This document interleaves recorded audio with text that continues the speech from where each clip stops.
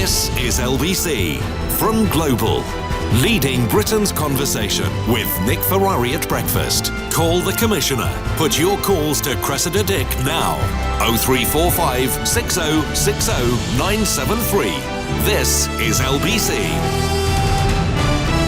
Morning to you. 4 minutes after 8, Wednesday, 8th of January. That's exactly what you have the opportunity to do, to put your calls and your questions to the nation's most senior police officer, Dame Cressida Dick, Commissioner of the Metropolitan Police. I've known her long enough to call her Cressida, or probably more appropriately Commissioner. Thank you for coming by the studios. Commissioner, we start our conversation so early in this year, and on the monitors in the studio we are seeing the pictures and the coverage of what we're witnessing in Iraq as regards the Iranian response. As a result of the killing of General Soleimani last Friday, what meetings or action did you and your colleagues take about a potential terror threat in the UK? Well, my colleague, who you know well, Nick, Neil Basu, Yes. the Assistant Commissioner in charge of counter-terrorism, of course, has been engaged from the first moment and talking with government colleagues and colleagues in obviously, defence and the agencies. It's a very worrying time, clearly, and we have lots of people of Iranian and Iraqi heritage and surrounding areas in London. So there's lots for us to think about, lots for us to be alert to. What I can say is, so far in London, we have had no issues directly associated with this. There was one kind of quite small protest, but of course we're extremely alert to what this could possibly lead to. But it's a very complex situation at the moment. There's absolutely no impact on London at all. And is there an upgrading of the monitoring and the work that you and the men and women who serve under you are doing? Do they refine what they're doing in that particular area? Mm-hmm. Well, again, being the international city that we are, and with the multiplicity of communities and also threats that we have had to face over the years, which change and morph all the time, we're very, very adept at seeing what's happening around the world, reaching out into communities and looking at the possible threats and risks that might come. And absolutely, that's what we're doing on a day-by-day basis and in response to this. But my listeners, indeed, the people in the city, that they see the Union flag being burnt, they see the American flag being burnt. Mm-hmm. There is a concern. Terror threat is currently, I believe, at substantial. Mm-hmm. That is where we grade it. Yeah. There's no suggestion that would change. That's not a matter for the police, of course. That's a matter for the Joint Terrorism Analysis Centre, and they constantly look at the threat assessment. We are at substantial, as you say, which is, not nothing. No. It means that a terrorist threat is likely. And does this increase? I'm not saying that specifically in relation to Iran. That's the general threat level. But something like this could be seen to increase the possibility. Certainly, in the longer run, that I would think that's something. They'll be factoring in to all their quite complicated constant analysis of what's going on in the world and in the UK. They'll be factoring this in as one extra thing which could affect how people are feeling and what people might be motivated to do in the short, medium or long term. I've got some more questions, but let's go to what some of my listeners want to say. And first up is Tom in Whitechapel, and you're through to the Commissioner. Tom, good morning to you, sir. Good morning, Nick. Good morning, Mum. Thank you very much for taking my call. Just want to start with saying I'm a serving Met officer and from the boots. The fact you addressed Commissioner as Mum was a clue for me, Tom. So yes, go ahead. You're morning, a copper. Tom. All right. Good morning, Mum. Yeah, from the boots on the ground, you have a lot of support. So thank you very much. My question is, obviously, new PPE, new protective equipment, and more tasers is welcomed by officers with open arms. But what is being done sort of from your level and senior leadership level sort of alleviate some of the admin? We know sort of some of our systems don't always talk to each other and it can be quite repetitive and duplications of systems and things. What is being done to allow us to actually get out of the station and go and do the job, essentially? Well, thank you, Tom. When I became Commissioner, I said I wanted all you guys, your colleagues, to feel as well led and as well equipped and as well supported and as reasonably safe as you could be. Thank you for acknowledging the work that we've all been doing together to try to improve officer safety. A very high priority for me is to try to make the lives of the guys and girls on the streets and throughout the Met easier in your daily work. And I am deeply conscious that we still have bureaucracy in places I wish we didn't, and systems such as where, Commissioner? Well, there are some really complex processes that Tom would be able to tell you about better than I could. Yes.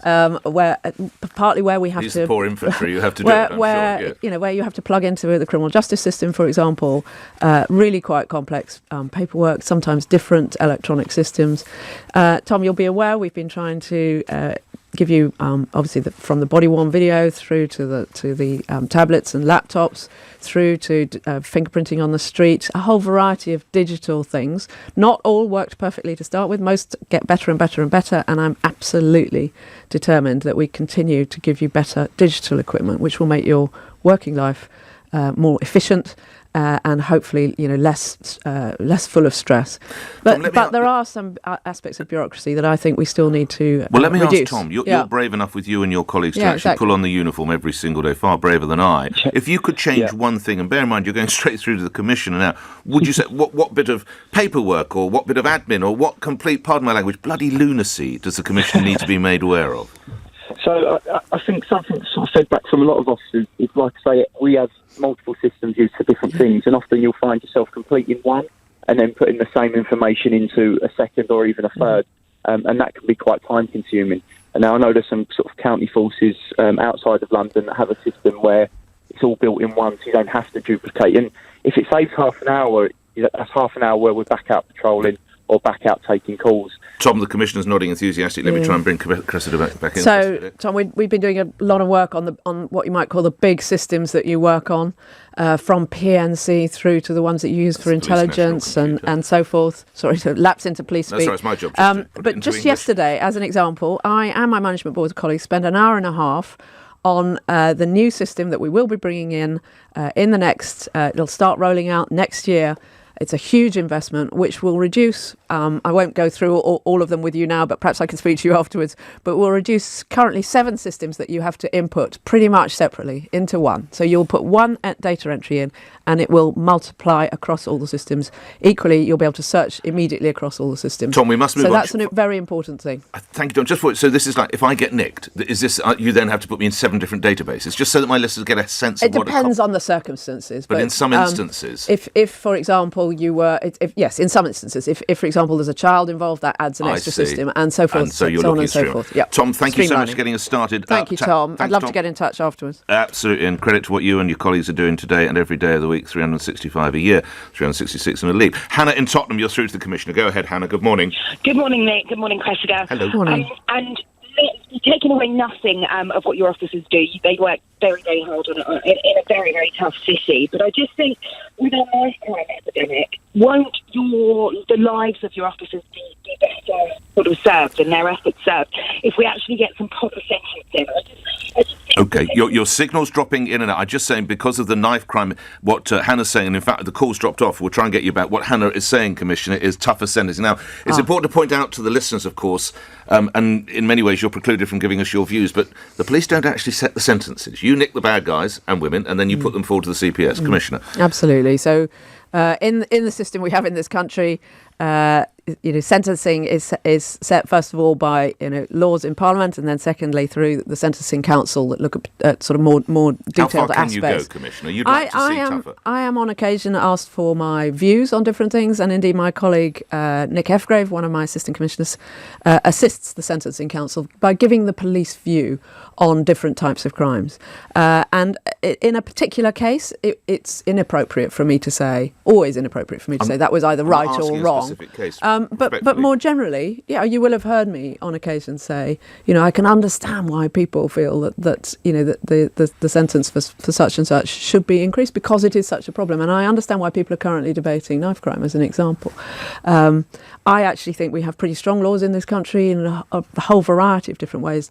The most important thing is that people will feel that they are likely to be caught, and then feel that the sentence that they're going to get is a proper deterrent, and that the victim will feel that is an appropriate thing. And that's quite a complicated set of things to and you're to broadly work out. speaking comfortable with the current rates and tariffs? I am broadly. I've for example, commented on assaults on police, some of which, of course, have involved knives. Sadly, not many, but sometimes.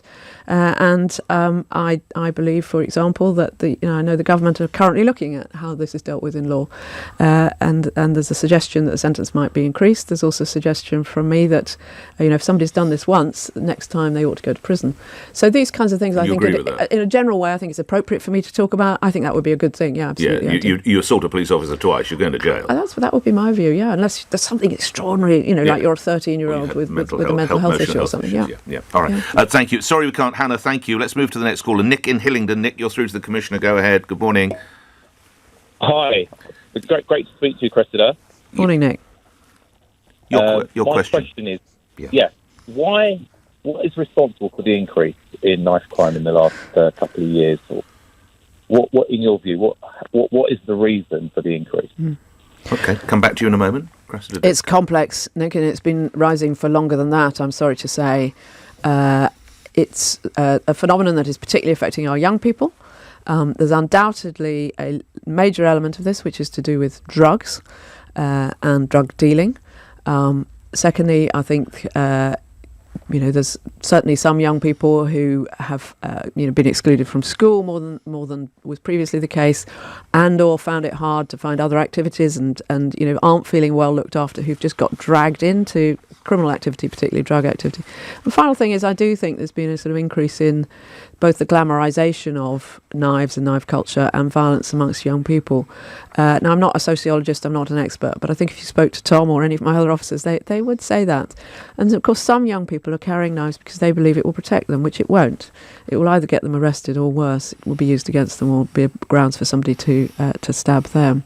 So it is a really, really complicated issue. It's our number one priority. We've been doing an enormous amount. Every single person in the Met knows it's our number one priority, and it will continue to be so in 2020. We'll be stepping up again to make it our number one priority. But it's not something that we can solve alone, clearly, because the background is complex, which I think you're hinting at in your question. Nick, I'll come back to you in a moment. Commissioner, you might recall you were with me back in December of 2018, so a little over a year ago. And I'm quoting your words, I think we're beginning to see the tide turning, in that we're putting more officers on the streets, we're doing more stop and search, we're seizing more knives, we're seizing more firearms, we're seizing more offensive weapons.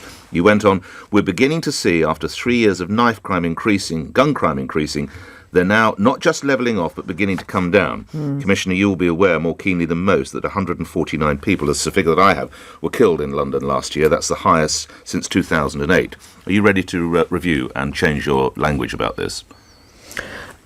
Nick, I stand by what I said then, and it is still it is still the case that we are seeing some of the tide turning.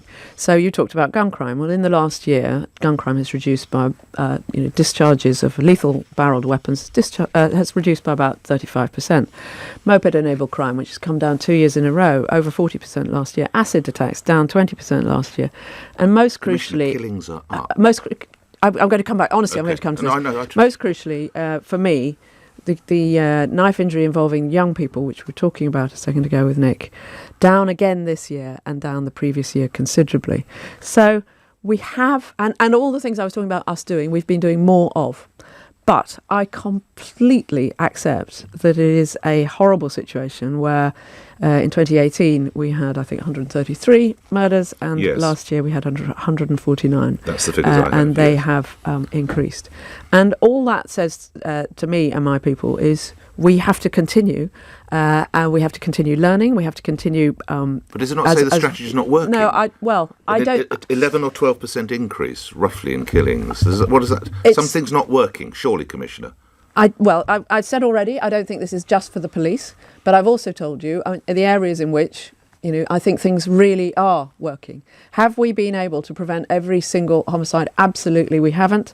I've met so many families of victims of homicide, including recently, and each one is absolutely tragic. They are actually a very wide range of situations which have resulted in homicides, and I think, you would have to say that when you look at them, there are many where you would say, well, what are the police actually going to have been able to do to stop that particular event? But we are determined to carry on bearing down on violence.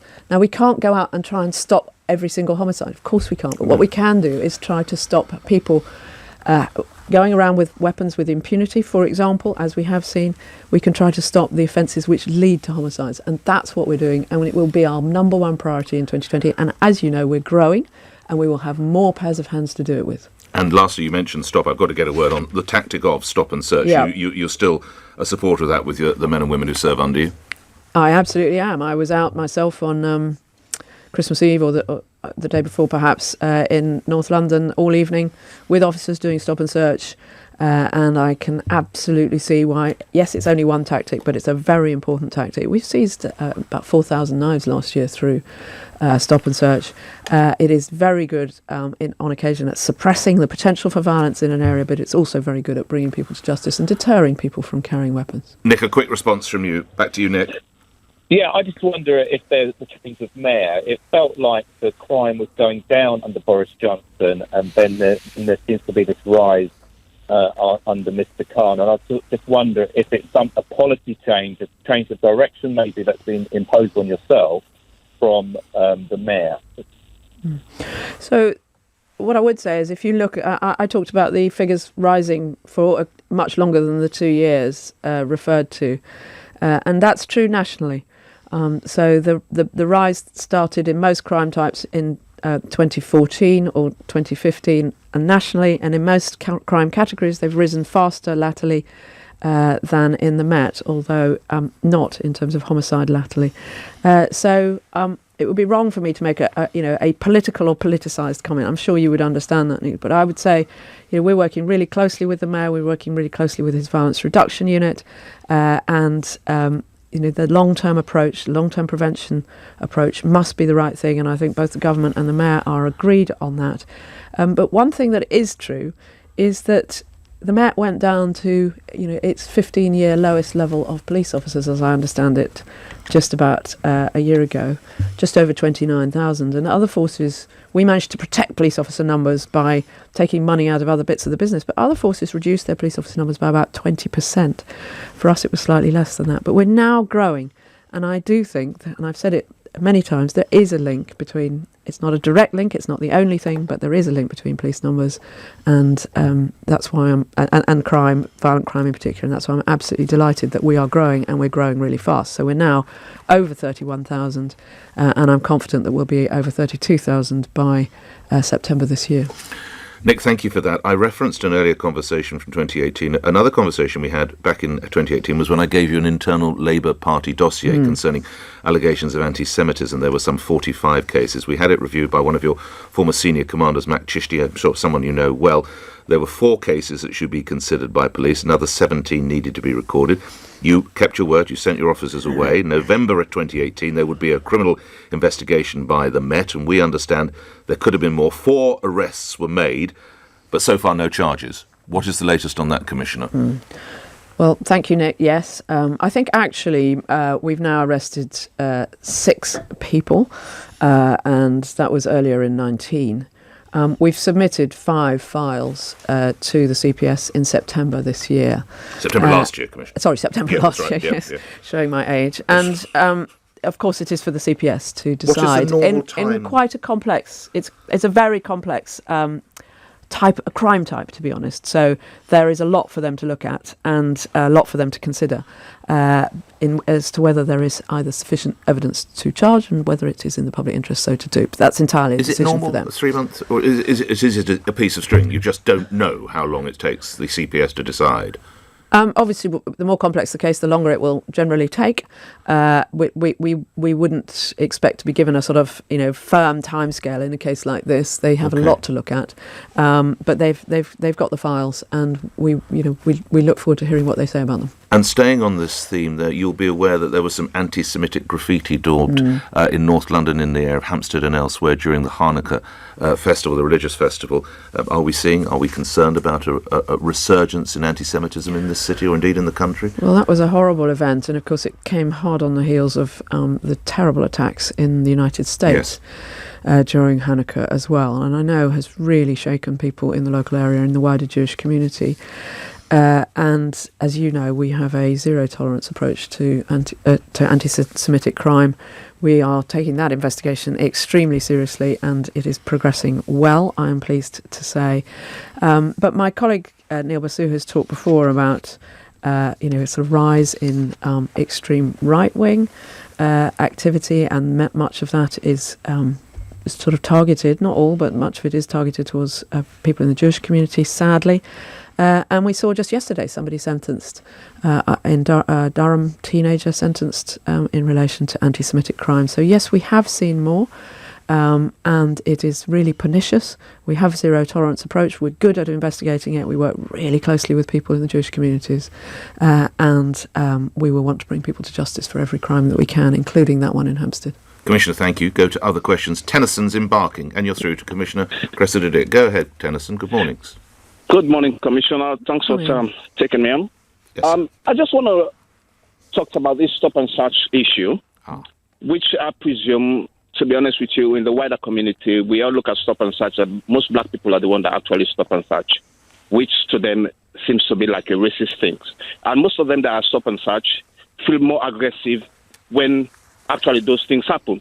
But what are you going to do to try to combat this situation? Because when black people are stop and search, they become more aggressive, especially if they're not carrying a knife, they're not doing anything wrong. But because they're suspect or for some other reasons, they feel more intimidated and more think like they're racist attack on them. What are you going to put in place to stop things like this happening? Jonathan, thank you. I mean, this is a very important issue, and as I said, I was out with my team in North London, actually, in an area where fairly high proportion of the population come from our black communities, African and Caribbean communities, the other night. And I am fully aware that the history of stop and search in London has been quite contested, and that people may feel aggrieved if they are stopped, and they need a very professional police officer. What I saw was great professionalism amongst my officers. Firstly, they have their body-worn video. Secondly, they're very well trained. Thirdly, I think they've got brilliant interpersonal skills, and they are really good at explaining to people what's happening, why it's happening, dealing with it professionally and quickly, and sending people on their way if they aren't carrying anything. The stop and search does result in a high number of arrests and a high number of positive outcomes, and I think what we have to keep doing is explaining to people why we're using it, what the benefit of that is, and of course making sure that as far as possible every interaction with anybody on the street is as positive as it can be. We also have to be, as we are out in the schools, we're going to have soon 600 police officers in schools and pupil referral units talking to young people at youth centres and goodness knows where, explaining to them about their rights and also about why we're doing this. And I think this is something we need help from people in communities with, because stop search is important. And the parents of people who've been killed say to me, for goodness sake, get out there and stop and search people. But we all know that it can be hard for an individual, and they may feel a bit alienated afterwards. So this is something that's very important to me. And any thoughts you have, Tennyson, about how we can improve the situation, I would gratefully receive. But the number of complaints is extremely low. Given the number a couple of hundred, maybe 300, I suspect it will be in 2020. Could be a very few more than that out of 200,000 searches. It's a very small. Tennyson, thank you. To Tim in Balham. Tim, your question. Good morning. Good morning, Nick. Good morning, Commissioner. I just wanted to ask, Commissioner, do you condone the mass disruption to businesses, transport services and the people of London that was caused by Extinction Rebellion last year? Do you condone Extinction Rebellion tactics, Commissioner? Absolutely, I don't. And if anybody heard me speaking at the time, they will know that whatever the cause, whatever the protest group, you have to protest lawfully. And Extinction Rebellion were not protesting lawfully. And don't we need a change to the Public Order Act here? Well, we have been talking to the government about how the public order legislation works, and I'm just to explain to my listeners, this is I can effectively be nicked for being part of a demonstration in Victoria Bridge. I then get processed by your men and women. I come out, I make a mobile phone call, and I'm told to get on my bicycle and go to Hyde Park, and I start protesting again. That's effectively, in crude terms, what happens, isn't it? Well, there are a number of changes that we would like. I think everybody in London and the UK is proud of the fact that people can protest. We probably have more protests in London than any other city in the world, I suspect. And they are, vast majority of them, lawful, and nearly all of them very, very peaceful. But people who are protesting, there's a kind of principle that you have to be reasonable. And our job is to balance the rights of people who want to go about their business, want to, get from A to B, want to make money as a plumber or whatever it is, with the people who want to protest. And what went on under Extinction Rebellion was completely unreasonable, and we found it very difficult. It is true, although I was very proud of the October operation by our officers. Very proud of what they did. They're very professional. Arrested, hundreds and hundreds of people, but did it extremely well and got the streets clear at the time when there was a state opening of Parliament going on. Indeed, but your Extinction Rebellion set out to... The police ban was illegal, of course, according to the High Court. So we had a case in relation to one aspect of what we did, and we were disappointed by the result. But of course, we're reviewing that. We what does that accept mean? It. When you say reviewing? Well, we're reviewing exactly what the court said and how that needs to change both our tactics and, secondly, as you said, what we are talking to the government about in terms of potential changes to public order legislation. So because my officers need, the powers to be able to, police effectively protests so that protests are lawful and are conducted reasonably. So we do need a review of the law.